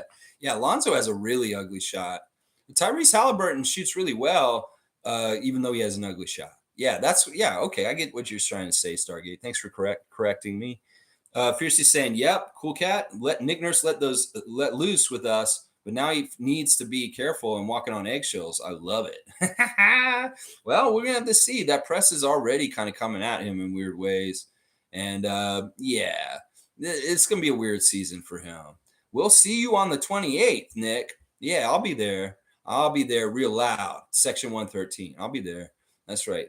Fiercely saying, oh, yeah, I read that. Stargate saying ugly shot forms. Yeah. Chris Boucher has an ugly shot, but I kind of saw him shooting a little bit different this week. I don't know. David's saying Nick was useless the last season and a half. I even commented one game how he was sitting there on the bench with his hands on his lap and how weird that was. Finally, the masses could see it. Well, the big difference will be the contrast between Darko and what he does compared to what was happening with Nick last year. If we see a much healthier offense that's generating higher percentage shots and being more successful, and we see a team that wins and executes at the end of the games, you'll realize that Nick was lazy coaching. You will realize this. That's right. It'll be very interesting, especially Nick was sitting out during our play-in game. He did not react in that third quarter when Chicago and Zach LaVine were making their run to come back at us and take the lead. We were up by 18. This guy got rested on his laurels and thought everything was done and over. Yeah, you were wrong, Nick. And you let your guard down, and boom, all of a sudden we lost this game. And sure, we can blame the free throws. We can blame DeAndre DeRozan. But in a lot of ways, the direction and the coaching in that game was a fail. And that's the reason why we lost. You should have raised the alarm earlier when the Bulls were trying to come back at us, and you didn't do jack shit to try and stop them. This could be very well what Jakob was talking about. You get in a bad place and you don't have a character trait where you come up and rise against something coming at you. That's why we lost. That's part of it right there. When you're down, what do? Do you rally together and come up and stop it? Or do you just roll over and let them beat you? That's what happened. That's bad coaching. That's bad coaching right there. That's right. Yeah. Fiercey saying, Adana, sorry about the Jays being eliminated, but no worries. Raps will make you feel better soon. There you go. Yeah, it's like one season ends to go into the next season. I feel bad for you, Blue Jays Nation. I love y'all, and I really did want them to do very good things in postseason. It's too bad this happened. You guys need to maybe change the direction of how you build this team. Maybe the metrics aren't how you should look at it. I always like personality on a baseball team. Vladdy is the right kind of guy for that. You just need more personality, even more personality on that team. Something like the old Oakland A's with McGuire and Canseco and Carney Lansford or shit like that. You need more character is what I'm trying to say. Yeah. Let's see. Cool Cat saying Coach Darko seems like he wants to use Jakob like how the Spurs used him under Coach Pop, which makes sense. Yeah. I'm really excited about Darko using Jakob. And I really think Vivek Jacob is kind of like blind to what could be possible here. I think he really is. I think in some ways, like I said, Vivek has an idea of how a basketball team is successful, but he doesn't realize there's like a million different ways to make a basketball team successful. And there's no surefire, just one way that everybody should try and do. And that's why I had a problem with his analysis of why he thinks it wasn't a good move to get Jakob to come back. Yeah, we're going to see success in this. Once again, I stand by my prediction. When we signed Jakob Poeltle to a 4-year deal just recently, we're going to win a championship within that 4-year deal of Jakob Poeltle that he signed this summer. I will stand by that prediction that I made. And you'll see it, and you'll eat it, Vivek Jacob, with your bullshit. Yeah. Yeah. All right, let's keep going. Stargate saying, I can see Freeman Liberty is on track to being the new darling of the fans this season, much like Jeff Doughton Jr. was last season. Well, Jeff Doughton, we get behind guys that work hard. We get behind guys that are consistent and good, and that's what Jeff Doughton Jr. is. I hope Jeff makes this team. Nothing's guaranteed. He's still around. He seems like he's in a good shape with our team. He seems happy. Maybe he knows something. I don't know. Somebody's going to get cut, though. Somebody is going to get cut. We know they'll cut Mogi, and they'll probably cut Maker. And then after that, there'll be one more guy that gets cut. And it's not going to be one of the two ways. It'll be somebody else. And if it is, Jeff Doughton is the guy it's looking like right now. But who knows? A lot of different things can happen during training camp. We'll see if somebody's slacking, somebody's not playing well enough, and Darko's like, yeah, we're cutting this person instead. So who knows? We'll have to see. I'm really rooting for Jeff Doughton Jr. I really am.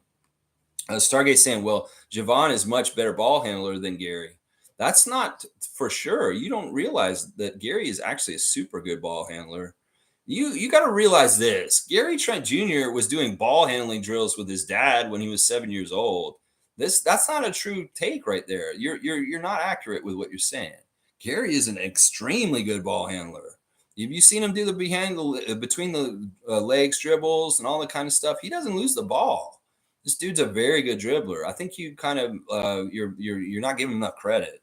The guy was doing shit like dribbling around tracks when he was 8, and he couldn't lose the ball. His dad was yelling at him, "You can't lose the ball. You got to dribble around this court, around this track for like 2 hours." Gary Trent Jr. So yeah, no, that's not true. That's not true. Quick Takes has got Javon Freeman Liberty on blast with the Statue of Liberty. Cool Cat saying, if every player improves to half the consistency that Pascal had last year, we'll make the playoffs. Our roster last year was just not ready for that level of production. New opportunities here. Yeah, they may have been a little too young. In some ways, Scottie needed to get to the third year. Maybe Precious needed to get to this point in his rookie contract. Maybe, Malachi's ready to bloom all of a sudden. We don't know what's going to happen here. And Darko developing, Jama, boom. These guys could happen real quick. Fiercely saying, I think I saw Koloko at the training camp. Not sure. The video was fast. He's there, but he may not be able to participate fully because of his ailment. So, but he's there. Oh yeah, I'm sure he's at training camp. He's soaking it in, going to all the team meetings, being an active person, just not maybe actively playing in the scrimmage, full scrimmage or practice scrimmages. So we'll have to see. Hopefully he plays in some preseason. If he gets into a preseason game, that's good. We need him in a preseason game. G saying, yes, metrics was a factor. Barrios was pitching amazing, and they took him out because left-handed batters were next. Way overanalyzed. Analytics is great, but need to go with feeling and flow in life too. Yeah, there you go. That's kind of what I heard. Yeah, if that guy's doing well, you don't grab him. That's the thing that the good managers have done in the history of baseball. You really got to know when you grab your guy or not. And sometimes if you yank them too early, that's a mess up. That's a mess up right there. Yeah, I wish their bats had gotten going better. Was the pitching that good for the Twins? I don't know. I didn't watch it. Cool Cats is saying Nick Nurse doing psychology with the Sixers, trying to get them hungry to go into enemy territory. Yeah, it's all very set up in a certain way. I think it's funny they had to ask permission from the Nuggets to go there. Of course, the Nuggets are getting backlash from Laker Nation right now. A lot of things they said in their championship about the Lakers and putting them down, Michael Malone. So there's a little bit of like animosity, a bit of a grudge match between the Lakers and the Nuggets at this point. And that's going to be a fun game. Those games are going to be fun this year for sure. Seymour saying, I'm not here to babysit. That's right. Who's here to babysit? Nick Nurse here to babysit? Maybe. Basic Training Day is saying America is bringing their A team to the Olympics. USA has always brought their B or C teams to FIBA. They always take the Olympics more seriously than they do FIBA. If it was America's A squad that just lost in FIBA, you'd have a point. Well, why don't they send them there then? Seriously. You know what? I don't believe this Basic Training Day. Send your best team for the Olympics, and y'all might still lose anyway. This is not what the problem is with America's team. America's team has a problem. All right, let's talk about the history. The reason why people think America is just so dominant is it is true. They have been dominant of FIBA competitions since pros were allowed to play around 1994, but they have not won every single thing. They've lost a lot of different stuff, whether it's to Spain a couple of tournaments ago, to Germany this one. They lose in the Olympics to teams still. So it's not given. That's the thing. The arrogance that they think that they can just throw together their absolute best A team and win the Olympics is what will make them lose. That's what I'm saying, Basic Training Day. Y'all can come with LeBron and Steph and Kevin and all those guys. And sure, you might have a better chance of winning with those guys, but it's not guaranteed. The world is catching up. And if y'all want to be arrogant and disregard that, that's your own damn fault. And you'll find out the hard way. That's what Charles Barkley is trying to tell y'all, that y'all need a kick in the ass to understand that y'all need to do things better and different. Canada's really trying to get a cohort that stays together like the European teams. The reason why Germany won is what Dennis said. They spent 10 years building towards this. They worked on it and invested in their players and kept them around. And they worked together and learned together and played together. And playing together, they won. The U.S. can send the most talented team in the world. If they don't play together, they're going to lose. They can play like the NBA Superstar Showcase style game. They will lose. That's what we're trying to say here. So you can say that and be like, oh, they're going to dominate no matter what. We send the A squad. I don't think that's true anymore. That may have been true in past years, but the world is caught up. The NBA, in some ways, has bad habits for their players, and they're not as good as they were back then. And in some ways, the players in the world are better, more rounded team players and play more team ball. That is what will win basketball. And that's the difference right there. So, send your A team. If they don't play as a team, they're going to lose. And that's what I'll say right there. If they play like a team, well, they probably will win. We'll have to see. We'll have to see, indeed. And if they send their A team, well, it sounds like we're getting an A team for our team too here in Canada. Jamal Murray, Shaden Sharp's ready to jump in there too now. Andrew Wiggins. We can add a whole bunch of new players to our squad also and upgrade it to a degree also. So we'll have to see. Stargate saying, yes, dominate is for the likes of Shaq, Wilt, Kareem, Scottie Barnes, LeBron James, Michael Jordan, Kawhi Leonard. These are people who have dominated games, and that verb means what I just said. And Scottie is not saying it to be facetious. He means it. He's coming to dominate this season. Blackhawk saying, get him, Lex. Vivek doesn't know what he's talking about. Vivek needs to stop trying to GM and call it like it is. Let things play out the way they should. You don't know more than Darko Jakob. You don't know more than Bobby Webster and Masai Ujiri. You can go ahead and think that this is a mistake, Vivek Jacob, the doubling down and investing in Jakob Poeltle, and you're going to be so wrong. You'll be proving it over and over again. Every single time I see Jakob do something really good on the court this year, I'm going to say Vivek Jacob. Yeah, I am. Every single time this year. We're going to do our reactions to every single game. Yeah, that's what I'm going to say. I'm going to bring your name up every time I'm showering Jakob Poeltle with love and affection and kudos for his accomplishments on the court, for what he does. So there you go, Vivek. Yeah, thank you, Neil, for recognizing that too. I love you, Freddie. Confederacy of Dunks. Maybe you have me as a guest on your show again soon. That'd be great. It's right around this time of year that you usually try and get me on there. And I'd love to come in there and be a counterbalance, because it seems like there's a lot of negative kind of bullshit going on your show recently. And maybe you need the sunshine of the old Raptors freak to show up again and get everybody in a positive light coming up for the season. That's right. Fiercely saying, okay, made a mistake. Koloko was actually at Media Day. I just saw him on the Raptors Instagram page. I'm sure he's in Vancouver also. He just traveled over there with them. There's no reason why he wouldn't.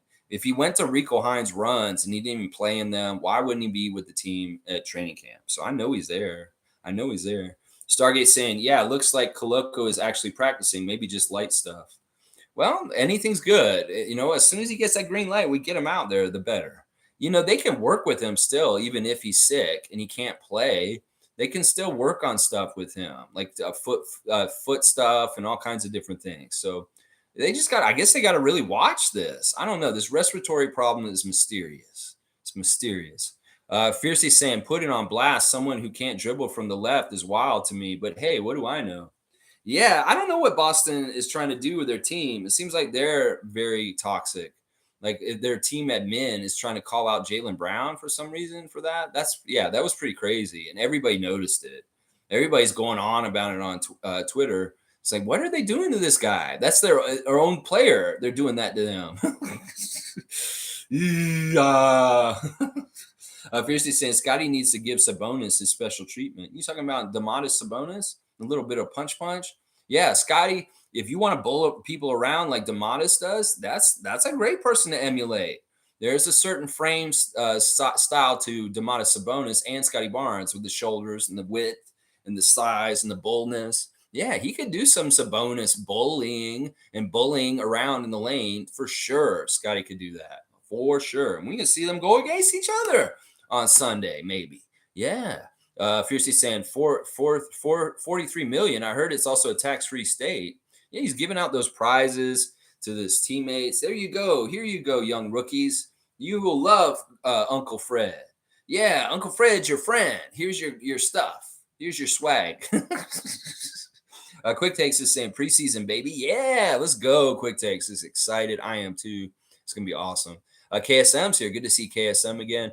Kevin Garnett and Tony Allen spoke on about Scottie and expectations. They say 20 and 10 incoming and easy too. Wow. I love that. These guys are astute guys. Kevin Garnett and Tony Allen, great old vets of the NBA. And they see it. They see some of the stuff that I see too. People know he's going to be special. They know he is. Dana's saying you have them digitally. Okay, cool. So they're not on VHS. That'd be crazy. That'd be a lot of space in your house if you had them all on VHS. That's good that you got them digitally on a hard drive somewhere. All right. Well, listen, if there's something that comes up in the future and I realize, hey, we need something from a game or something, we might call on you, Dana, if you can help us. We might call on you, especially Mike, right up his alley for things that he might need for sure. In some ways, he was asking for access to more of the old Raptors games. and asking people to help him. And well, maybe we got you to help him line it up. But he's not been around. I don't know what projects he's going, but this may be good to know for the future. Kareem saying, I think Scottie is playing just off natural instincts alone. As soon as Coach Darko hires his IQ, he will be unstoppable. Book it. Yeah, this is a great point by Kareem. I think that really was his first season. He's playing just natural flow and his instincts. And it wasn't really he was trying to force any of what he was trying to do on the court. It's just what naturally came to him. He just did it. And he was fantastic. Last season, pretty much the same thing, except he was experimenting more with being more the passer and also being more of a shooter. Some of that didn't go too well, but some of it was very good. And this year, if they just put it in his mindset, this is what you can do. This is how much you can control things on the court. And this is how you can do it. He will take that and he'll go do it. And I'm all about that. I'm all about that. Darko sees potential in him and the development. He's giddy a bit about how he talks about Scottie. He really is. And I think that they're both there's a lot of enthusiasm and excitement about potential between them and the synergy between Darko and Scottie.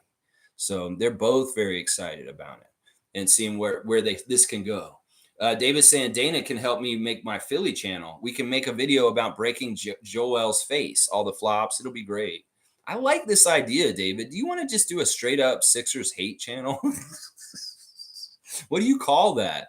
What do you call that? Sixer adversary or something like that? This is the Sixer adversary channel. All teams welcome. Come in and let's just get after them.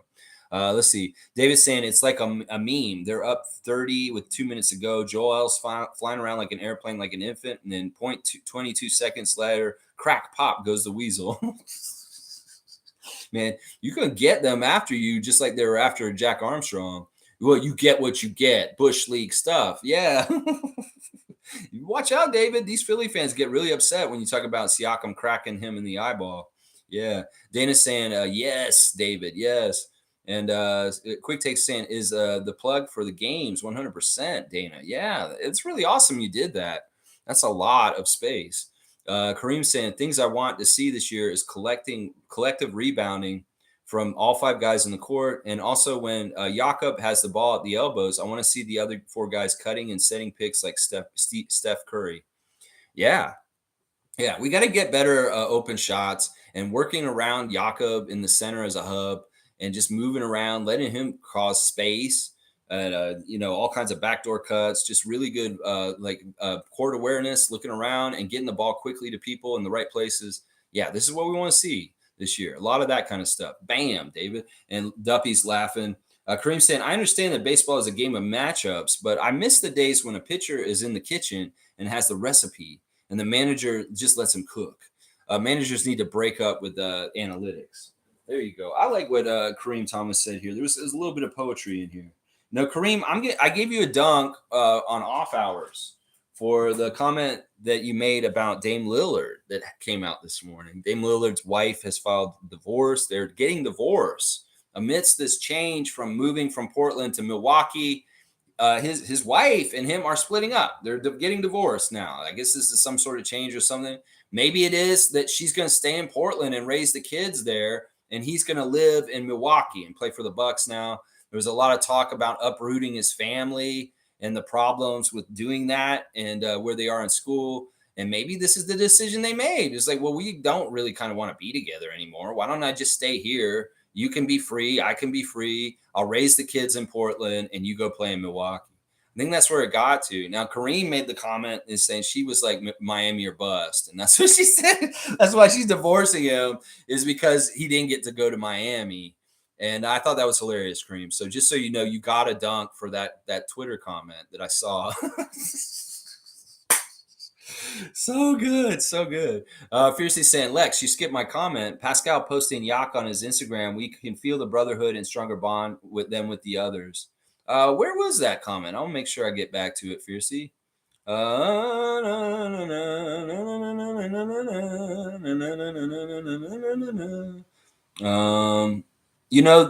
That was a picture that they had. They were asking you, who is Siakam taking a picture of? And the answer was Jakob. So that picture was a picture that Siakam took of Jakob at Media Day playing around. And he just happened to put it in his post Jakob in the middle of it. But yeah, they're really tight and good, like they always have been. They're goofy and they're just fun.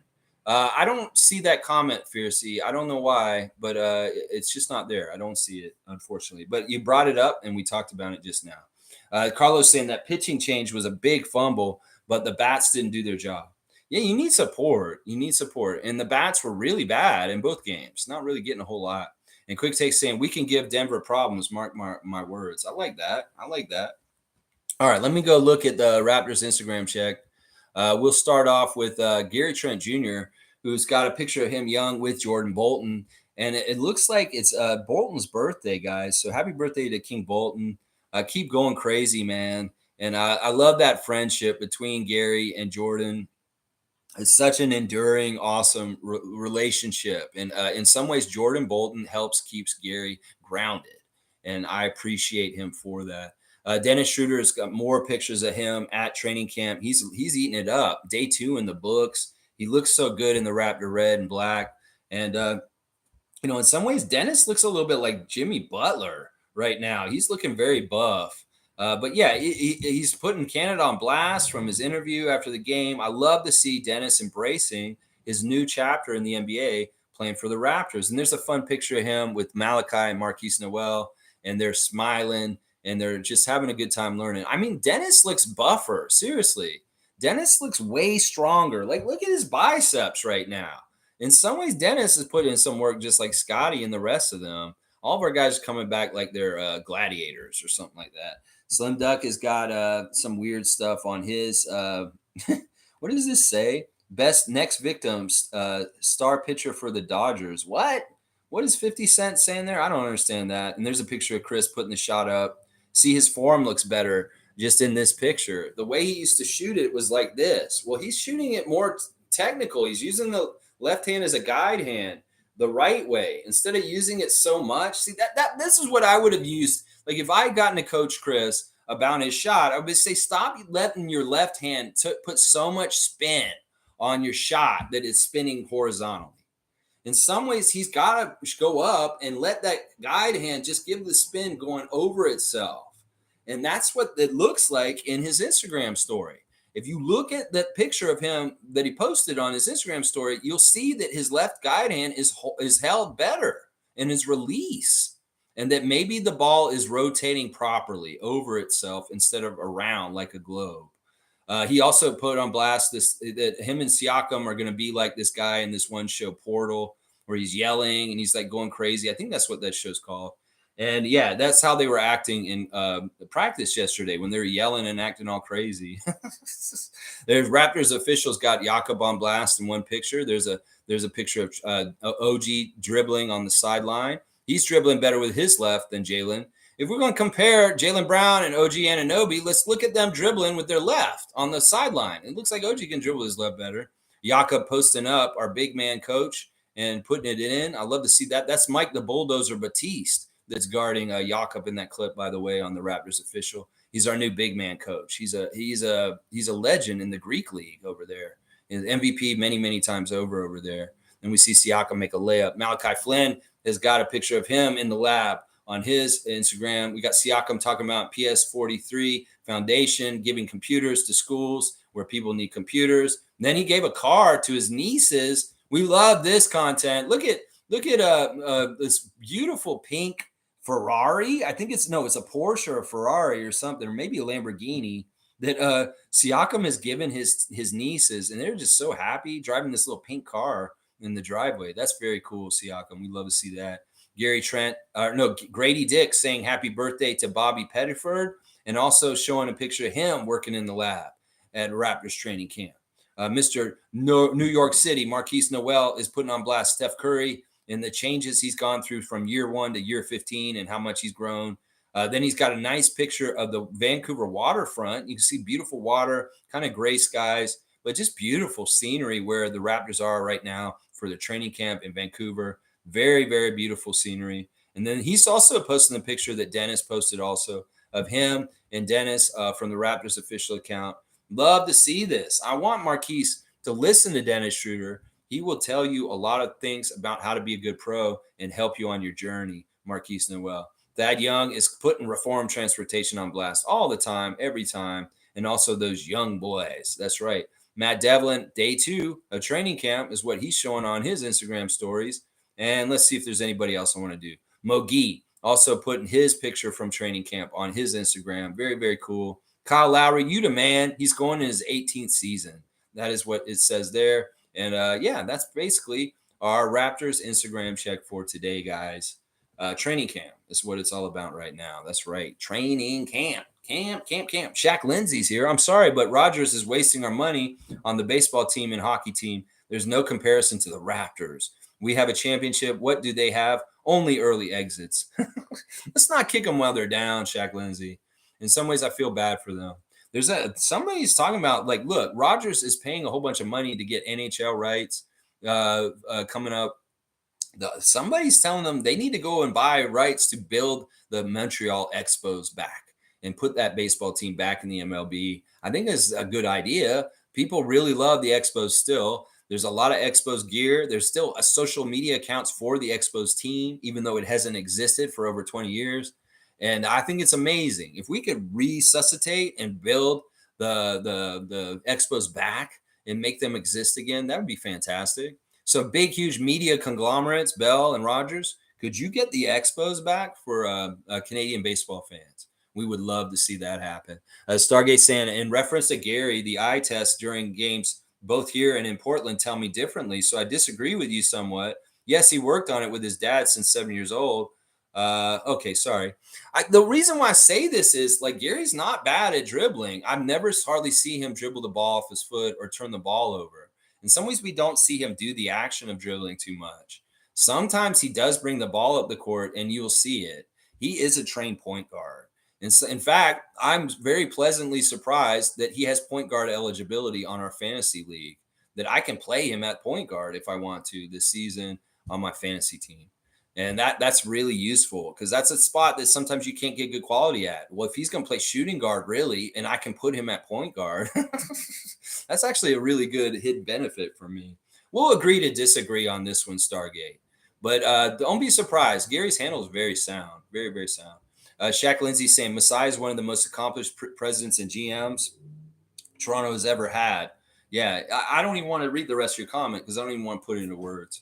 It's stupid. And you're laughing at it for the right reason.